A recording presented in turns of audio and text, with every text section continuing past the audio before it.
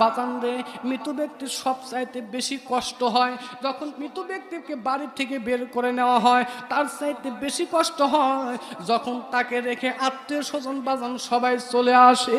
এতিম নবীকে রেখে সবাই চলে আসলো। ফাতেমা ডাক দিয়ে বলে, আবুল হাসান, আবুল হাসান রে, আমার বাবাকে কোন পানে রেখে চলে আসলা? বলে, তোমার বাবা, তুমি কান্নাকাটি করো না রে ফাতেমা। ডাক দিয়ে বলে, আবুল হাসান রে, আমি নবীর বিটি ফাতেমা সহ্য করতে পারি না। আমার বাবা চিরতরে বিদায় হয়ে চলে গেল, আমরা এতিম হয়ে গেলাম। কিন্তু আমার বাবার মৃত্যুর পরে আমি ফাতেমা 6টি মাস পরে আমার মৃত্যুবরণ করতে হবে। জোরে বলুন সুবহানাল্লাহ।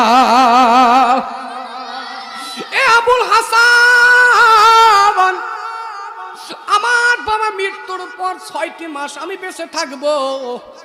এই 6টি মাস পরে বিদায় হয়ে